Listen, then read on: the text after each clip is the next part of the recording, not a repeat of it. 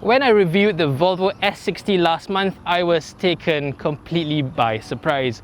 I had very high hopes for the car, but even then it exceeded all my expectations by a huge margin, to the point that I would even consider it to replace my Mercedes-Benz E-Class when the time comes. So that got me thinking. I for one have never seen Volvo's bigger car, the S90, as a proper alternative to the likes of the Mercedes-Benz E-Class and the BMW 5 Series. But I could be wrong, looking at how good the S90 was. Am I missing something? So I called Volvo Malaysia asking if they've got 1 or 2 cars lying around for me to test drive, and they were like, yeah, sure, take 5. So here's my full review of the Volvo S90 here in Malaysia. Is it actually as good as the newer S90? And how does it compare against its class rivals, the E-Class and the 5 Series? And beyond that, which of the 3 variants available in Malaysia should you actually consider? All that and more in this video.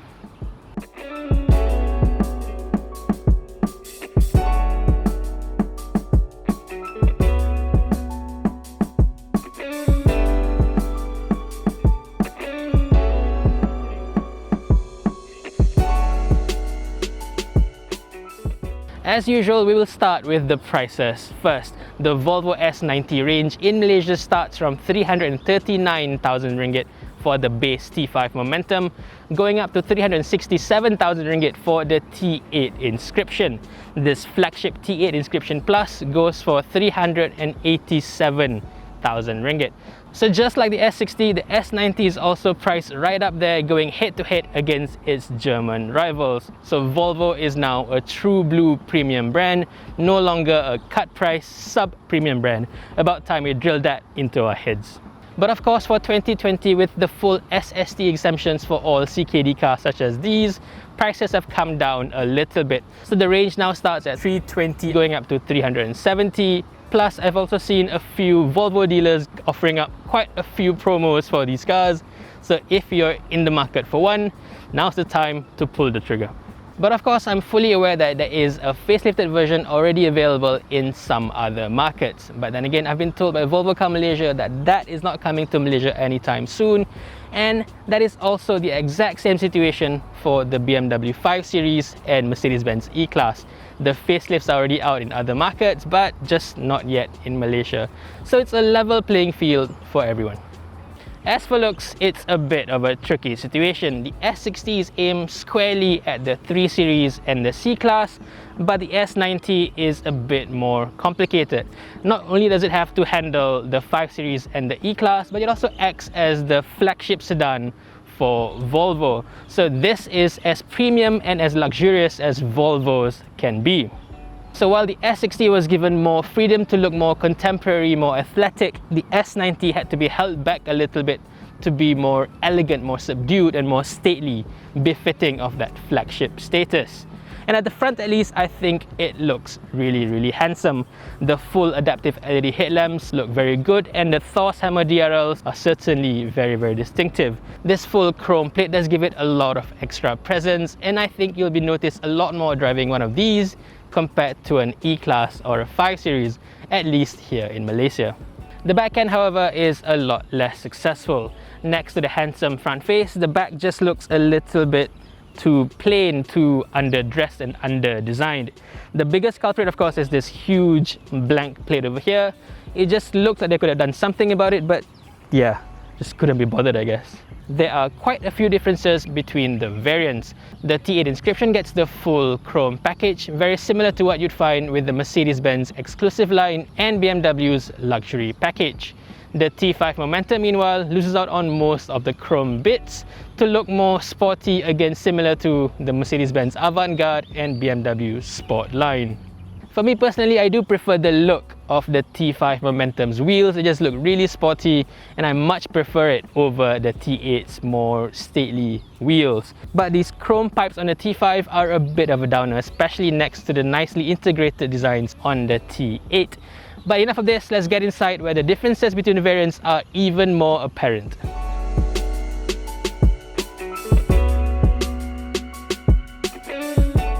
Inside, there are massive differences between the Inscription and Momentum models. The cheaper T5 loses out on this leather dashboard and door cards.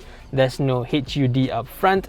And moving further down, this gorgeous wood panel is replaced with simple aluminium panels. Down here, this brilliant crystal gear lever is also replaced by a rather old school mechanical gear lever. And down here, even the seats are different. You don't get to adjust the front cushion on the T5, and the leather for me is the biggest difference of all. On the T8 here is a nice smooth Nepal leather. On the T5 you get a much coarser normal leather instead, with a grain that's not quite so appealing in my eyes. But having said that, that is still much better than the fake leather you get in the Mercedes-Benz E200 that you'd expect to find in taxis. Moving up, the only difference between the Inscription and Inscription Plus is the set of speakers.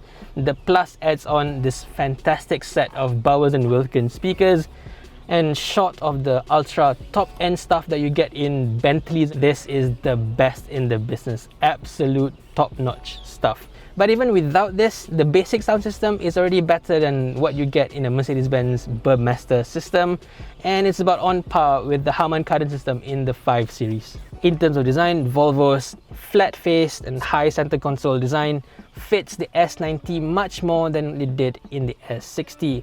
Well, I did give a lot of flack on the S60 for its interior, but here, none of that, because I think it fits the more elegant nature of the S90 much better. The center screen over here is mostly great. It's very easy to use. It's very customizable. My only complaint is the integrated aircon controls within the touchscreen, but I've been told by various Volvo owners, given a while, it becomes second nature. And I gotta give props to Volvo as well for nicely integrating Apple CarPlay into the system. It looks really good, very easy to use, very intuitive. But I gotta mention that this still runs on a wired connection instead of wirelessly on the BMW 5 Series. Another big highlight for the S90 are these seats up here. They are fan-bloody-tastic. They're just so comfortable. It's just so supportive, so soft and corsetting.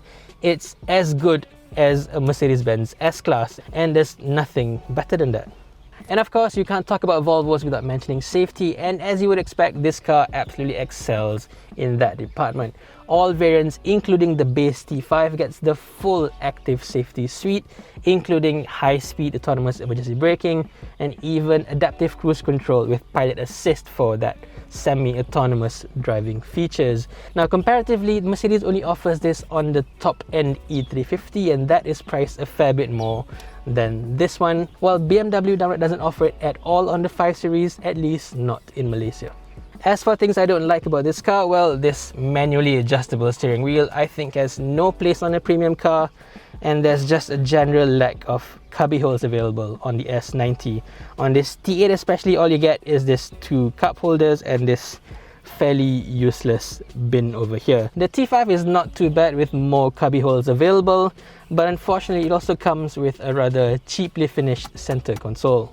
One last thing, all variants do not come with a sunroof, which to me is not such a big thing. You know how I feel about sunroofs in Malaysia, but a lot of people, a lot of customers do want it, especially in this price range.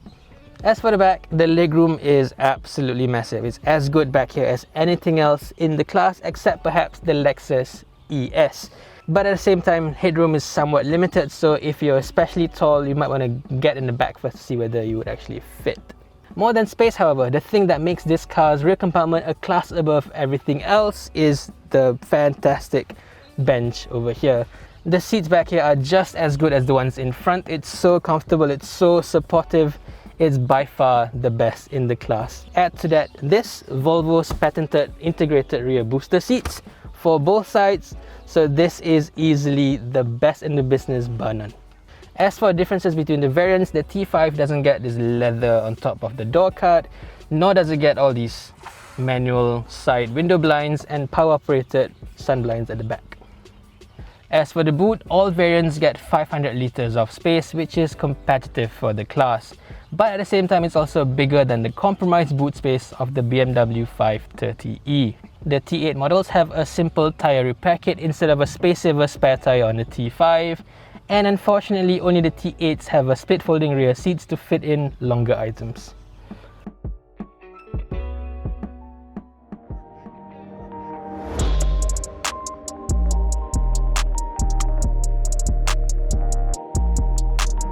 The driving experience of the Volvo S90 very much depends on the engine variant that you've chosen. The basic T5 runs a 2-litre turbocharged engine up front, making 254 horsepower and 350 Newton meters of torque, and that goes through an ISIN 8-speeder running just the front wheels. Now, those numbers are pretty much bang on, very similar to what you get with the BMW 530i and Mercedes-Benz E300. But because this Volvo is 200 kilograms heavier than those cars, it doesn't quite feel as fast as the German rivals.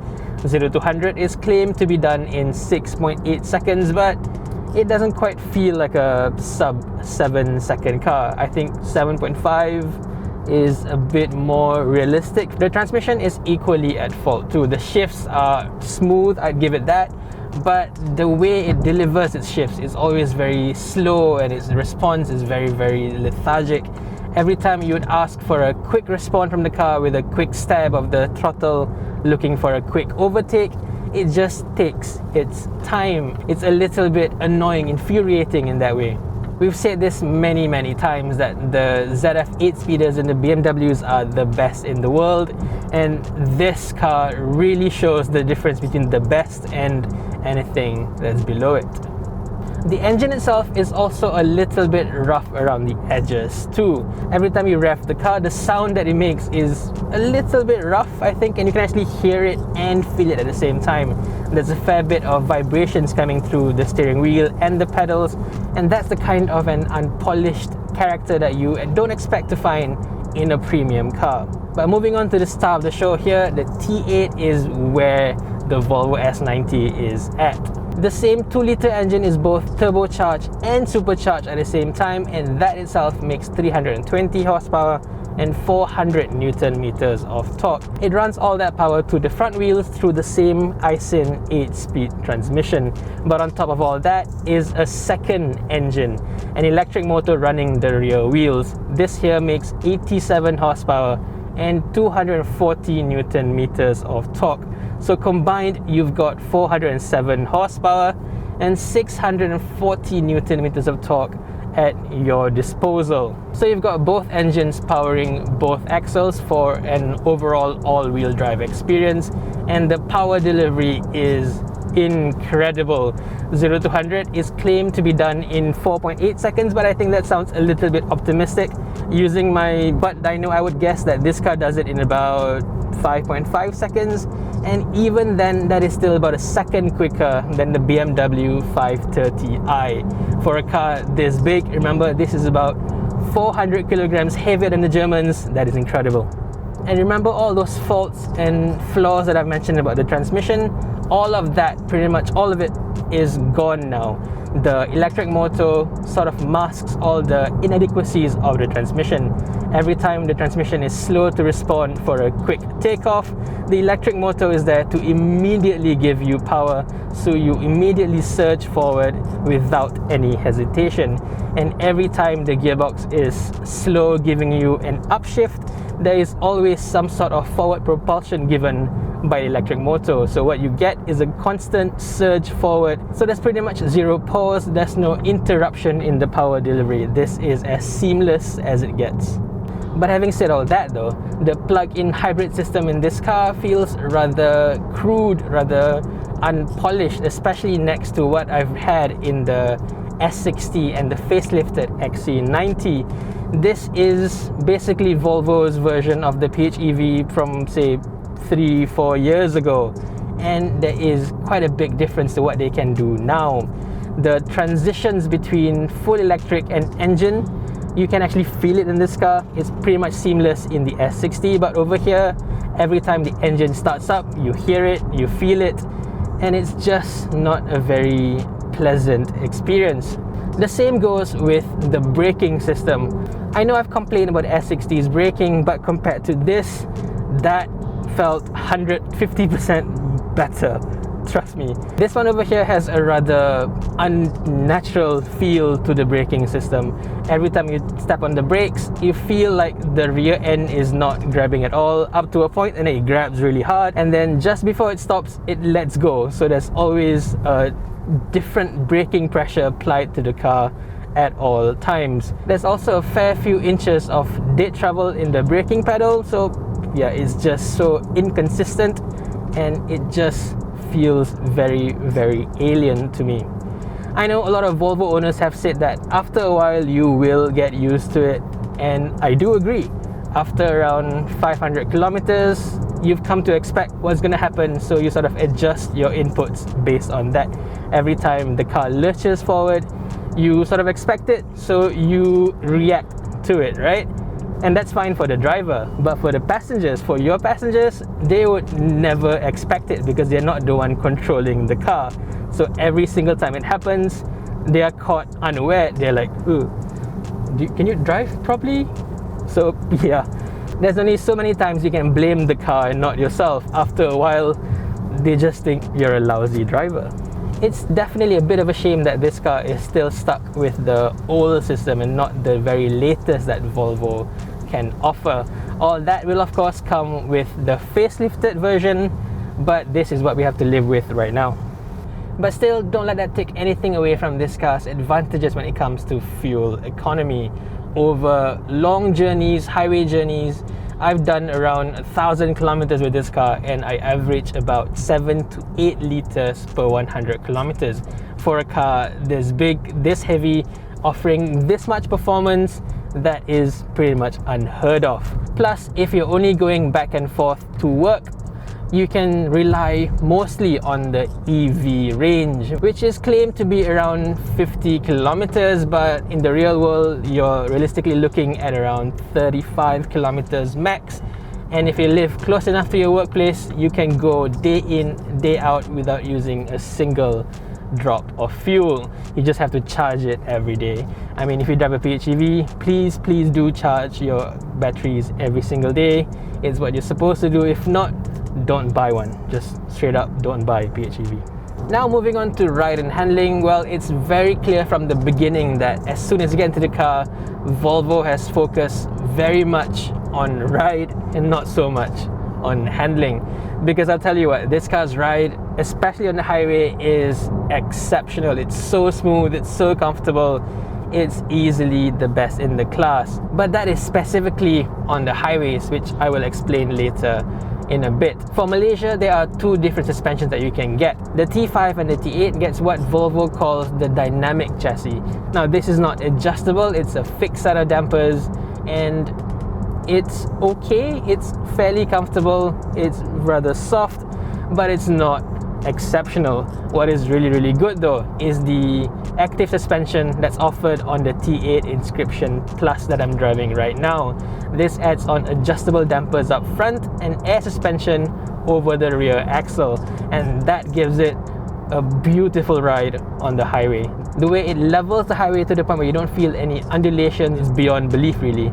It's easily far better than what the E-Class and the 5 Series can offer, and it's to the level of the Mercedes-Benz S-Class really. That is no exaggeration.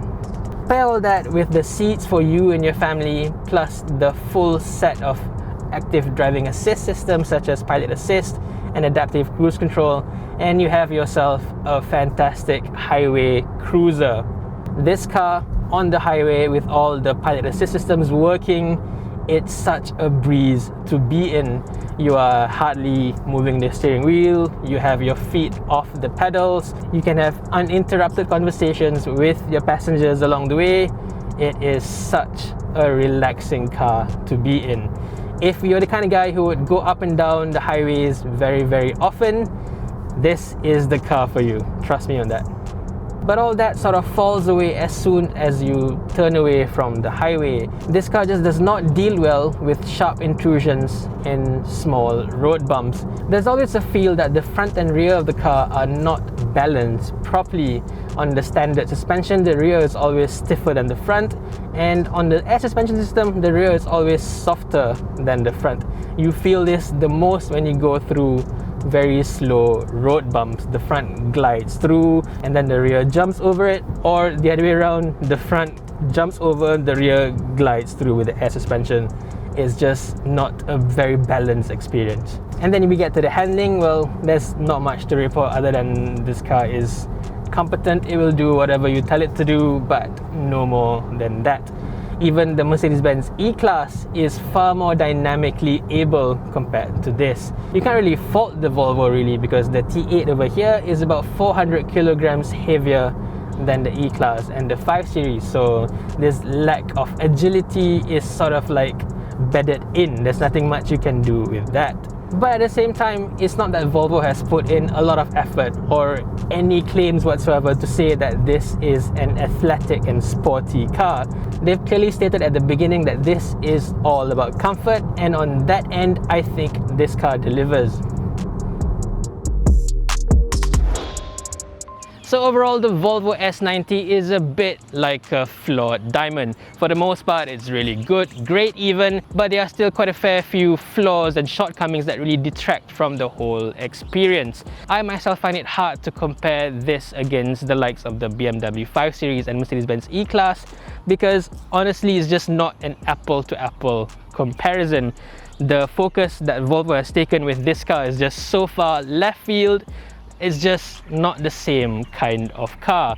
The BMW 5 Series, for instance, will completely run rings around this car in terms of dynamics, but in terms of comfort, on the other hand, this is comparable even to a Mercedes-Benz S-Class. So choosing between this and the Germans really depends on what you want from a car like this. If you want a car to put a smile on your face as you drive, you're much better off with either one of the Germans. But if you just want a car to get you from point A to point B, giving you and your family the full amount of comfort, then this could be the one to serve you much better than the Germans.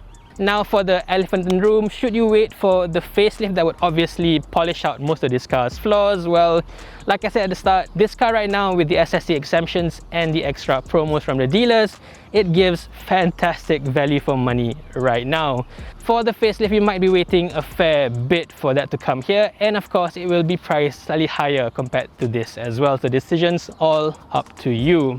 As for the 3 existing variants over here, which one should you buy? I'd say just go straight to the top of the range T8 Inscription Plus over here. It's the only one to give the full Volvo S90 experience, and the price premium is well worth the money. So there you go, my full review of the Volvo S90. What do you think of this car? What do you think of my opinions on this? Let me know in the comment section below. Thank you for watching and stay safe, everyone.